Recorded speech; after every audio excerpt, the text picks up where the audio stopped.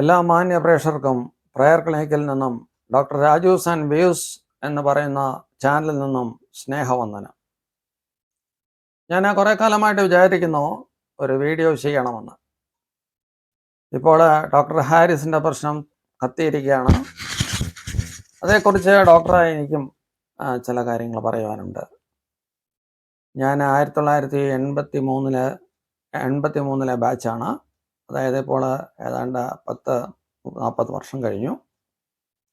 1990 ഞാൻ house surgency ഇറങ്ങിക്കഴിഞ്ഞ് ഞാൻ മറ്റു ജോലിക്ക് കടന്നുപോയി. ഇവിടെ പറയാനുള്ള ഒരു കാര്യം എന്ന് പറഞ്ഞാൽ, ഞാൻ ഹൗസ് സർജനായിരുന്നു. ആ സമയത്ത് വളരെ അസൗകര്യമുള്ള ഒരു ഡിപ്പാർട്ട്മെൻറ്റിലാണ് ഞങ്ങൾ വരുന്നത്. എല്ലായിടത്തും അങ്ങനെ തന്നെയാണ്. രാത്രി ഹൗസ് സർജന്മാർ ഉറങ്ങിയോ, PG റെസിഡൻസ് ഉറങ്ങിയോ, ഇതൊന്നും ആർക്കും അറിയണ്ട. എന്നാൽ ചില അസിസ്റ്റന്റ് പ്രൊഫസർമാർ പറഞ്ഞാൽ അവരൊക്കെ പോയി കിടന്ന് രാത്രി കിടന്നുറങ്ങും. പാവപ്പെട്ട ഹൗസ് സർജന്മാരും പാവപ്പെട്ട PG വിദ്യാർത്ഥികളും ഇത് നെട്ടോട്ടമോടുകയാണ്. ഞാൻ പഠിച്ച ഗുജറാത്ത് മെഡിക്കൽ കോളേജിൽ അവിടെയാണെങ്കിൽ ഒരു സ്കോപ്പേ ഉള്ളൂ. ഒറ്റ സ്കോപ്പ് കൊണ്ട് ഞങ്ങളെല്ലാവരും ചെയ്യണം. ഒരൊറ്റ ലൈറ്റ് സോഴ്സേ ഉള്ളൂ.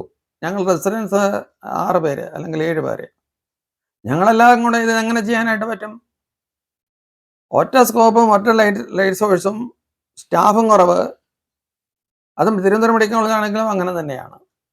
ഗാസ്ട്രോ ഡിപ്പാർട്ട്മെൻറ്റിൽ ഒരു സ്കോപ്പ് കാണും, അല്ലെങ്കിൽ മറ്റൊരു ഡിപ്പാർട്ട്മെൻറ്റുകളൊക്കെ വേറെ സ്കോപ്പ് കാണും. അങ്ങനെ പരിമിതികളുടെ ലോകമാണ് ഈ മെഡിക്കൽ കോളേജ് എന്ന് പറയുന്നത്. ഈ മെഡിക്കൽ കോളേജ് മാത്രമല്ല പരിമിതികളുടെ ലോകം. മറ്റ് പല പ്രൈവറ്റ് സ്ഥാപനങ്ങളും പരിമിതികളുടെ ലോകമാണ്. കാരണം ഇന്ന് ടെക്നിക്കലായിട്ട് ഒരുപാട് അഡ്വാൻസ് ചെയ്തു. നെഫ്രോസ്കോപ്പ് ഉണ്ട്.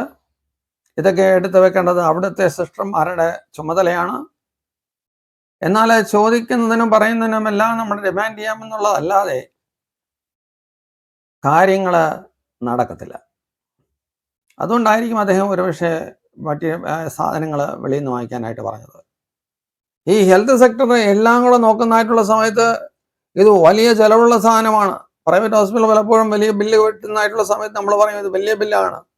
ഒരു സ്കോപ്പ് വാങ്ങിക്കണമെങ്കിൽ ഒരു ഗ്യാസ്ട്രോസ്കോപ്പിന് 6 ലക്ഷം രൂപ വിലയുണ്ട്. അത് മോണിറ്റർ ചെയ്യാൻ പ്രത്യേക ആൾ വേണം. അതിനെന്തെങ്കിലും പ്രശ്നം വന്നു കഴിഞ്ഞാൽ ഉടനെ ടെക്നീഷ്യനെ ബോംബെയിൽ നിന്നും ഡൽഹിയിൽ നിന്നും വിളിച്ചു വരുത്തേണ്ടി വരും. അവർക്ക് ഫ്ലൈറ്റ് ചാർജ് കൊടുക്കണം. ഈ വിധമായിട്ടുള്ള ആരോഗ്യപരമായിട്ടുള്ള ഒരു ആരോഗ്യ സംവിധാനമാണ് നമുക്കുള്ളത്. ഇവിടെ ഞാൻ ഒന്നാമത് പറയുന്നത്, മെഡിക്കൽ കോളേജ് എന്ന് പറഞ്ഞാൽ പരിമിതികളുടെ ലോകമാണ്. ഞാൻ ഹൗസ് സർജനായിരുന്ന സമയത്ത് എനിക്ക് ഉറങ്ങാൻ പോലും ഒരു സ്ഥലമില്ലായിരുന്നു. ആരെങ്കിലും ചവിട്ടിക്കൂട്ടി ഇട്ടിരിക്കണ ഒരു മെത്തയിൽ പോയി കിടന്ന് രാത്രി ഉറങ്ങിക്കണം. നൈറ്റ് ഡ്യൂട്ടി കഴിഞ്ഞ് അടുത്ത ദിവസം ഡേ ഉച്ച വരെ ഡ്യൂട്ടി എടുക്കണം. ഞാൻ ഹൗസ് സർജനായിരുന്നു 90-ലാണ്. ഇന്ന് ആ സാറന്മാരാരും ജീവിച്ചിരിപ്പില്ല. എന്നാൽ ഇവിടെയെല്ലാം അസൗകര്യങ്ങളുടെ പരവിയാണ്. കിടക്കാനൊരു കെട്ടിലില്ല, അല്ലെങ്കിൽ പറഞ്ഞാൽ കേൾക്കാൻ ആരുമില്ല, വിശ്രമിക്കാനൊരു സ്ഥലമില്ല. ഇങ്ങനെയൊക്കെ ആയിരുന്നു അന്നത്തെ സൗകര്യം. ഇന്നും അതിൽ നിന്ന് വലിയ വ്യത്യാസം വരാനായിട്ട് സാധ്യതയില്ല. അപ്പോൾ യൂറോളജി ഡിപ്പാർട്ട്മെൻറ്റ് മാത്രമല്ല, ENT ഡിപ്പാർട്ട്മെൻറ്റും അല്ലെങ്കിൽ വേറെ ഏത് ഡിപ്പാർട്ട്മെൻറ്റ് നോക്കിക്കഴിഞ്ഞാലും അവിടെയും സ്മോക്കുള്ള പരിധി, അതിൻ്റെ ഇലക്ട്രിസിറ്റി അഡ്ജസ്റ്റ് ചെയ്യാൻ പറ്റുന്ന ഇലക്ട്രോ ടെക്നീഷ്യൻസ്, OT ടെക്നീഷ്യൻസ് ഇവരെല്ലാം കുറവാണ്. പിന്നെ ചില കാര്യങ്ങൾ ഞാനിപ്പം ചെയ്യുന്നുണ്ട്, എന്താണെന്ന് ചോദിച്ചാൽ റിസ്ക് എടുത്ത് ചെയ്യും. അപ്പോഴത്തേക്ക് നീ എന്തിനു ചെയ്തു എന്നാവും. അപ്പോൾ ഇത് എല്ലാ ഡിപ്പാർട്ട്മെൻറ്റിലും, ഹാരിസ് യൂറോളജിയുടെ മാത്രമല്ല, ഇത് എല്ലാ ഡിപ്പാർട്ട്മെൻറ്റിലും എവിടെ ചെന്ന് കഴിഞ്ഞാലും ഗവൺമെൻറ് സെക്ടറിലും പ്രൈവറ്റ് സെക്ടറിലും ഇങ്ങനെയുള്ള പരിമിതികളുണ്ട്. ഇവിടെ നമ്മൾ ചെയ്യുന്നത് എന്താണെന്ന് ചോദിച്ചു കഴിഞ്ഞാൽ, ഇവിടെ ഈ അതോറിറ്റീസുമായിട്ട് അനുരഞ്ജനത്തിന് പോവുക. ചിലപ്പം പേഷ്യൻസിനെ കൊണ്ട് മരുന്ന് വെളിയിൽ നിന്ന് വാങ്ങിപ്പിക്കേണ്ടി വരും. ചിലപ്പോൾ മരുന്ന് എന്താണ് എഴുതാനെന്ന് വായിക്കാതെ എന്ന് പറഞ്ഞ് തിരിച്ചു വിടേണ്ടി വരും. ഹിസ്റ്റോപത്തോളജി വെളിയിൽ കൊടുക്കേണ്ടി വരും. അതുപോലെ പല സംവിധാനങ്ങളും നമ്മൾ വെളിയിൽ നിന്ന് ഓർത്തോപെഡിക്കായിട്ട് ചിലപ്പോൾ സ്ക്രൂ വാങ്ങിക്കാൻ പറയും. ഇതെല്ലാം ഈ അസൗകര്യങ്ങളുടെ നാടാണ്. നമ്മളൊരു ഡെവലപ്ഡ് നേഷൻ അല്ല.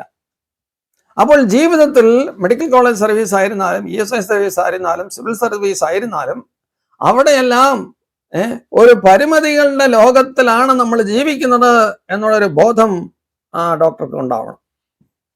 ഏത് ഡോക്ടർക്കാ? ഞാൻ ഉൾപ്പെടെയുള്ള ഡോക്ടർക്ക് ഉണ്ടാകണം. ഇവരുമായിട്ട് അഡ്ജസ്റ്റ് ചെയ്ത് ജീവിക്കാൻ നമ്മൾ പഠിക്കണം. ഒക്കാൻ പറ്റാത്ത കേസുകൾ നമ്മൾ റെഫർ ചെയ്യണം. മെഡിക്കൽ കോളേജുകാർക്ക് റെഫർ ചെയ്യാനായിട്ട് പറ്റത്തില്ല, പക്ഷേ റെഫർ ചെയ്ത സംഭവങ്ങളും ഉണ്ട്. ഇവിടെ നോക്കുമ്പോൾ ഒരു ഡിപ്പാർട്ട്മെന്റിൽ വേണ്ട സ്കോപ്പ്, അതുപോലെ അതിനുള്ള ആർട്ടിക്കിൾസ്, അതുപോലെ തന്നെ ഈ ഗൗണ്, ഇങ്ങനെയുള്ള ആർട്ടിക്കിൾസ്, എല്ലാവർക്കും മാസ്ക്, എല്ലാവർക്കും കോവിഡ് ഇഞ്ചക്ഷൻ, ഇതെല്ലാം കൊടുത്ത് കൊണ്ടുപോകുവാനെന്ന് പറയുന്നത് ഒരു ഭാരിച്ച ചുമതലയാണ്. ഇതെല്ലാം യൂറോളജിക്ക് മാത്രമല്ല മറ്റെല്ലാ ഡിപ്പാർട്ട്മെന്റ് മേധാവികൾക്കും ഇങ്ങനെ പലതും പറയാൻ കാണും. ആരും പറയത്തില്ല, പറഞ്ഞുകൊണ്ട് പ്രയോജനവുമില്ല. പറഞ്ഞാൽ അധികാരികൾക്കുള്ള വിദ്വേഷം വർദ്ധിക്കുകയും ചെയ്യും. ഇൻക്രിമെന്റ് തടഞ്ഞു വെക്കും, പെൻഷൻ കിട്ടാതാവും, അങ്ങനെയൊക്കെ പല കാര്യങ്ങളുണ്ട്. അതുകൊണ്ട് ഏത് ഡിപ്പാർട്ട്മെന്റ് ആയിരുന്നാലും, പ്രത്യേകിച്ച് യൂറോളജി ഡിപ്പാർട്ട്മെന്റ് ആയിരുന്നാലും അല്ലെങ്കിൽ സ്കോപ്പുകൾ ഉപയോഗിക്കുന്ന ഡിപ്പാർട്ട്മെന്റ് ആയിരുന്നാലും ആവശ്യമില്ലാത്ത സംസാരങ്ങൾ അനവസരത്തിൽ പറഞ്ഞ് മറ്റുള്ളവരെ പ്രകോപിക്കുന്ന രീതിയിൽ ഗവൺമെന്റിനെ പറഞ്ഞാൽ അവരവരുടെ നടപടിയെടുക്കും. അത് സ്വാഭാവികമാണ്. ഇവിടെ അഡ്ജസ്റ്റ് ചെയ്ത്, പക്ഷെ ലക്ഷക്കണക്കിന് രൂപ ശമ്പളം വാങ്ങിക്കുന്നുണ്ടല്ലോ, ശമ്പളം വാങ്ങിച്ച് ലക്ഷക്കണക്കിന് രൂപ ശമ്പളം വാങ്ങിക്കുന്നുണ്ട്. അത് മാത്രമല്ല, ചില ഡോക്ടർമാര് അടൂരും കായംകുളത്തും ഒക്കെ പോയി ഓപ്പറേഷൻ ചെയ്യുന്നുണ്ടല്ലോ, ഇഷ്ടം പോലെ പെൻഷൻ ഉണ്ടല്ലോ, ഇഷ്ടം പോലെ ഡി എ ഉണ്ട്, ശമ്പള കമ്മീഷൻ വന്ന് വർദ്ധിച്ചു കൂട്ടില്ല, ഇഷ്ടം പോലെ ലീവ് ഉണ്ടല്ലോ. ഇങ്ങനെ ഒരുപാട് സൗകര്യങ്ങൾ ഗവൺമെന്റ് ജീവനക്കാർക്ക് കൂട്ടുണ്ട്. അത് കൊടുത്ത് ഒറ്റെണ്ണം പണി കഴിയാതായി. പല മെഡിക്കൽ സാഹചര്യങ്ങൾക്ക് അനുസരണമായിട്ട് അഡ്ജസ്റ്റ് ചെയ്യാനായിട്ട് പഠിക്കണം. എനിക്കൊരു പ്രശ്നമുണ്ട്, ഒരു സ്കോപ്പില്ല, അത് വെളിയിലിട്ട് ആവശ്യമുണ്ടെങ്കിൽ വെളിയിലിട്ട് വാങ്ങിച്ചേ പറ്റൂ. അത് നമ്മുടെ സംവിധാനം അതാണ്. ഇത് കോടിക്കണക്കിന് രൂപകളുടെ ആസ്തിയാണ് ഈ മെഡിക്കൽ കോളേജ് വേണ്ടത്. ലക്ഷം കോടികളുടെ ആസ്തികളാണ് ഇവിടെ വേണ്ടത്. ആർക്ക് ലക്ഷം കോടി കൊടുക്കാൻ പറ്റും? പിന്നെ കുറെ പേരെ പ്രൈവറ്റ് ഹോസ്പിറ്റലിൽ ഷണ്ട് ചെയ്യുക, അതൊക്കെ ചെയ്യാനായിട്ട് നടക്കത്തുള്ളൂ. ഇവിടെ യൂറോളജി ഡിപ്പാർട്ട്മെന്റ് അല്ല, മറ്റേത് ഡിപ്പാർട്ട്മെന്റ് ആയിരുന്നാലും അധികാരികളുമായി അഡ്ജസ്റ്റ് ചെയ്ത്, കോംപ്രമൈസ് ചെയ്ത്, അല്ലെങ്കിൽ വാർഡനായിട്ട് അല്ലെങ്കിൽ നഴ്സിംഗ് സൂപ്രണ്ടായിട്ട് അഡ്ജസ്റ്റ് ചെയ്ത് പോയി എന്നാൽ ശുഭം. അനവസരത്തിലുള്ള മേധാവികളെ, അനവസരത്തിലുള്ള ഗവൺമെന്റ് സെക്ടറിനെ വിമർശിക്കുക ഒരു ഗവൺമെന്റ് സർവന്റിന് ചോദിച്ചതല്ല.